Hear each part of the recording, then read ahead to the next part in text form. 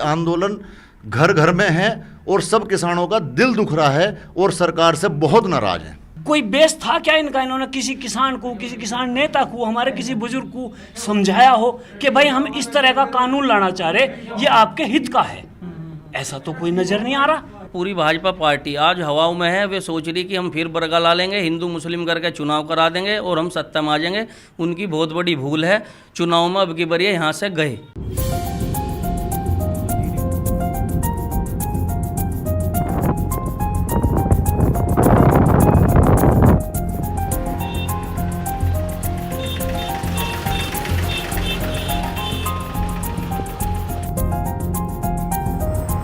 Hello and welcome to the Quint. मैं हूं शादाब मोइजी और इस वक्त हम लोग मुजफ्फरनगर में हैं और यहाँ पर हुक्का है, किसान हैं, कह सकते हैं चौपाल लगी हुई है। क्या सही कह रहा हूँ? और किसानों का जो आंदोलन है उसकी चर्चा है और अब उत्तर प्रदेश में भी उसकी चर्चा बहुत ज़ोर शोर से चल रही है। तो हम यहाँ पे जो बैठे किसान हैं उनसे बात करेंगे, उनसे समझने की कोशिश कर रहे हैं कि क्या चल रहा है उत्तर प्रदेश में। क्या नाम है आपका?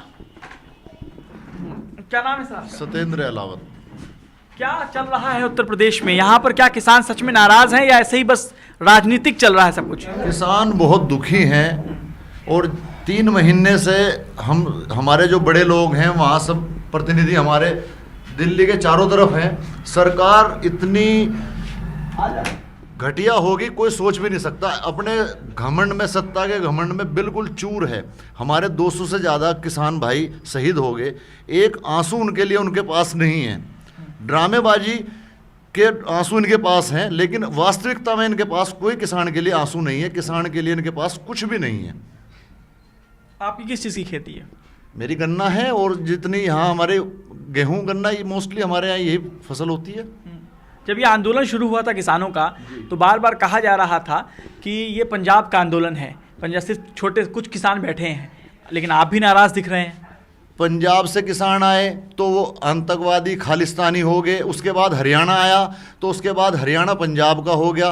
वेस्ट यूपी जुड़ी, ठीक है जी। अब उस सारी चीज़ों को अलग अलग, अब वेस्ट यूपी में भी फिर ये कह दिया कि जाटों का आंदोलन है, सब लोगों का आंदोलन है, सब किसानों का आंदोलन है। और सरकार बिल्कुल अपने दिमाग से निकाल ले, बिल्कुल अपने जाड़े झाड़ ले दिमाग के कि आंदोलन घर घर में है और सब किसानों का दिल दुख रहा है और सरकार से बहुत नाराज है।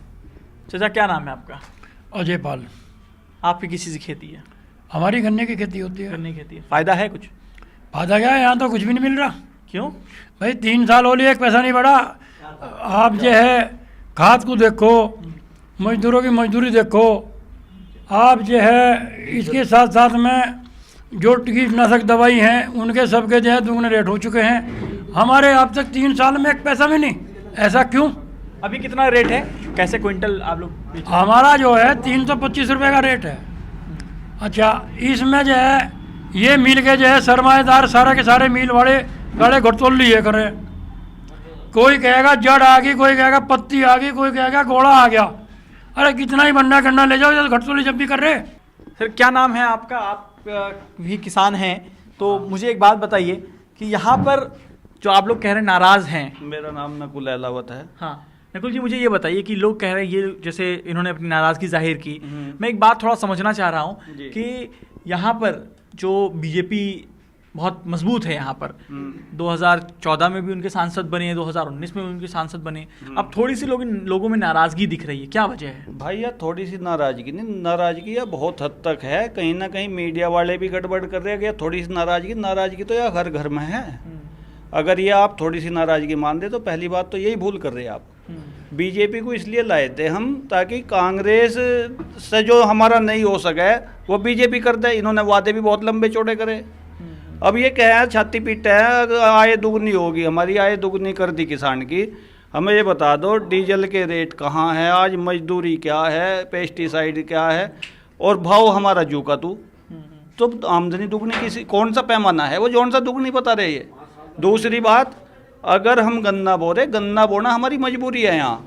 क्यों गन्ना बोना आपकी मजबूरी है? हाँ मजबूरी है। वेस्टर्न यूपी को इसी नाम से ही जाना जाता है। हाँ मजबूरी इसलिए है क्योंकि हाँ हमें गन्ने का पता तो यो मिल में चला जाएगा, पैसा भले ही अगले साल आओ, लेकिन एक भाव हो जाएगा और मिल में चला जाएगा। और फसलों का तो यही नहीं पता, ये बिक भी जाएंगी। यो खाली किसानों की लड़ाई नहीं है, यो आम जनता की भी लड़ाई है। हम तो आम जनता के लिए भी लड़ रहे, उसकी समझ में आओ या मत आओ। कल को जो 2000 की चीज़ किसान से खरीदी जाएगी वो जनता को 10,000 में मिलेगी, तो कहाँ कैसे करेगा वो गरीब? एक बात मुझे बताइए, क्या नाम हुआ आपका? विनय कुमार। विनय जी, क्या करते हैं आप? खेती का ही काम है भाई। खेती का काम है। एक बात मुझे बताइए कि सरकार बार बार कह रही है कि लोग समझ नहीं पा रहे हैं कानून को। सरकार ने किस स्तर पर समझाया? कानून लागू करने से पहले किसी को अपने उसमें लिया इन्होंने कि भाई विश्वास में आ गया, आओ इसे देखो ये कानून इस तरीका है। क्या लाइनें समझाई? जो लाइनें हमें समझ में आ रही वे हमारे सत्यानाश की हैं। गुलामी से अंग्रेजों के निकट गए थे, इनके गुलाम बनेंगे हम? ना भाई, मौत मंजूर है, हम गुलाम नहीं बने।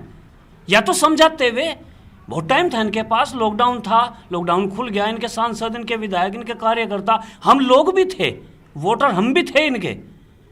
हमने हमारी आवाज़ उठाने वाला था एक आदमी, चौधरी अजीत सिंह, उसे भी हरा दिया यहाँ के इनके ऊपर। पर वाकई कमाल के जुमले थे भाई इनके, उन जुमलों में आके बहक गए हम भी। इन्हें दे दिया, आज ही हमारा गला यहाँ से काटने के बजाय बिल्कुल ही खत्म करने पर तुल गए। कोई बेस था क्या इनका? इन्होंने किसी किसान को, किसी किसान नेता को, हमारे किसी बुजुर्ग को समझाया हो कि भाई हम इस तरह का कानून लाना चाह रहे, ये आपके हित का है? ऐसा तो कोई नज़र नहीं आ रहा। जो फौरी तौर पे इस कानून को हमने देखा, हमें उसमें कोई भी अपना हित नज़र नहीं आ रहा। चलिए, तो और भी किसान हैं जिनसे हम बात करेंगे। और क्या नाम है आपका? राहुल अहलावत जी। राहुल, क्या करते हैं? मैं खेती करता हूँ जी। खेती करते हैं। किस चीज़ की खेती है? गन्ने की खेती है यहाँ पे। तो एक बात बताइए, लोग कह रहे हैं कि बड़ा नाराज़ हैं, आप भी नाराज़ हैं? हाँ जी, नाराज है भाजपा सरकार से। क्यों? देखिए, 2014 में इन्होंने स्वामीनाथन आयोग की रिपोर्ट लागू करेंगे कह के सत्ता में आए, फिर C2 प्लस 50%, और आज ऐसा क्या हुआ कि किसान अपना MSP मांगने के लिए न्यूनतम समर्थन मूल्य नहीं दे पा रहे है। तो कहीं ना कहीं तो इनके सिस्टम में कमी आई। मुझे एक बात बताइए कि आप युवा हैं और 2022 का चुनाव नज़दीक है, और तो क्या कुछ असर दिख रहा है? क्या उसका असर सच में होगा, या सिर्फ अभी कहने के लिए है, फिर आप लोग मानेंगे और फिर बातें खत्म हो जाएंगी? देखिए, आंदोलन इस समय धरातल से जुड़ के चल रहा।